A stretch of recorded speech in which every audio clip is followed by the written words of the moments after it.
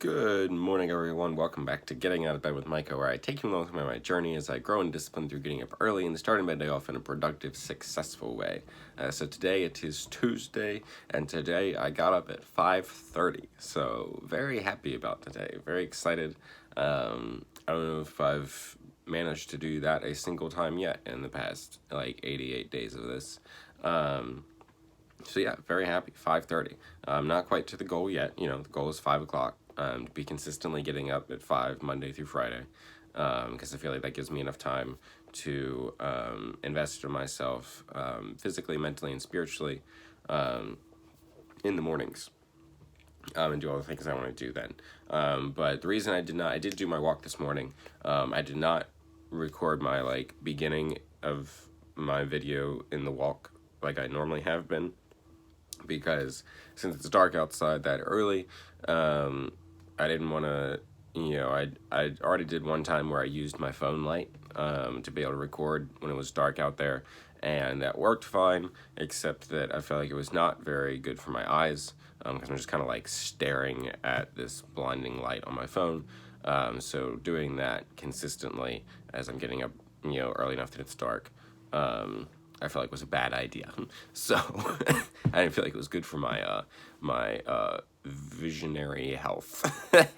Anyway, but yeah. So what really jumped out at me in my Bible reading today, reading in Matthew chapter 1, we have started the final book of the New Testament, which is actually the first book of the New Testament, but we're reading backwards. So Matthew chapter 1.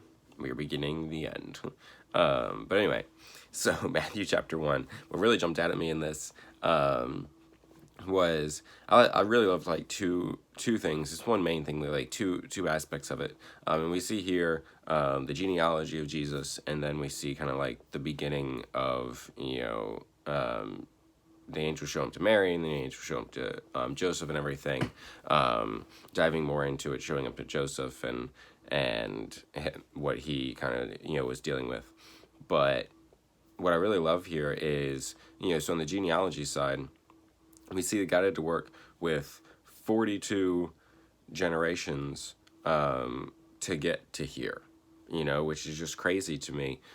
His ability to see that and to plan that and to know where that's going and to, kind of separate these people into himself. Because the thing that we got to remember in this is that, God is God, but God set up a system of his relationship with humanity where we are free to do whatever we want, God doesn't force us to do anything. And so he had to, kind of work with these people that were willing to work with him. And so we see in this all kinds of craziness. I know a lot of the names on this list. I may recognize some of them, but I don't know in depth a lot of things about them. But I know there's people like Rahab, who's Rahab the prostitute. You've got people like Moses, who killed somebody. You've got all these people that did crazy things. You got David, who set someone up to be killed in war so he could steal his wife.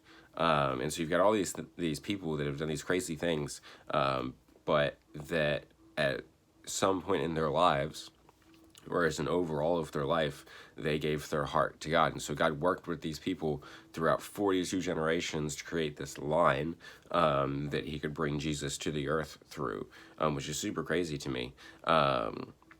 And then we see, we finally get to the point of this is happening, Jesus is coming, super awesome. And angel shows up to Mary and it's like, hey, you're going to be pregnant and it's going to be Jesus. And, you don't need to be with a man. I know you've been with a man. I'm going to get you pregnant. And she's like, okay, let it happen to me, which is an important detail there. She chose it. But then we see Joseph over here having to deal with this. And my boy, this is just it's just crazy to me, the willingness he had with this, because even before the angel appeared to him, he didn't want to disgrace her publicly because, everybody would just assume that she was sleeping around, and that's something that you could be stoned for. And so he didn't want to bring that on her, even though in his eyes, she had betrayed him and slept around. He had no other reason to believe anything else, and yet he was going to divorce her privately anyway, which just shows the character of who he was. And then the angel shows up to him and it's like, hey, this is me. Don't worry about it. Take her to be your wife. This is going to be my son, and he does it.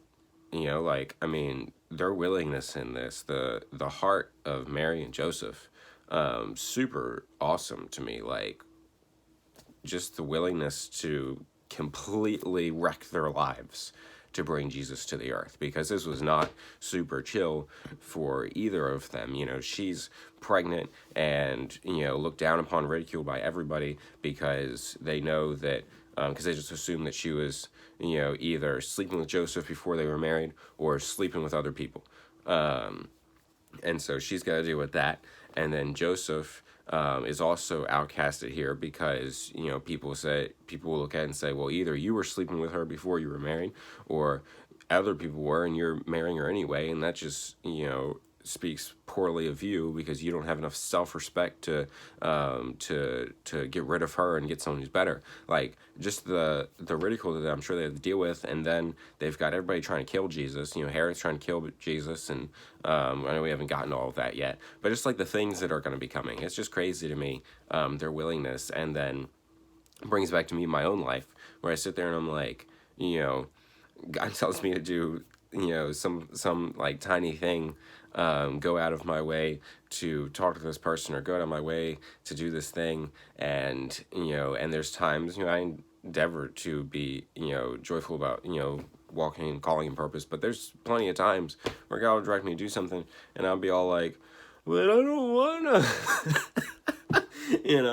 And so, like, we get so whiny sometimes about these like little inconveniences, and they're over here completely uprooting their lives and getting like outcasted by everybody. It's just like, just crazy what they put up with, what they were willing to do. And now as a result of that, we have salvation.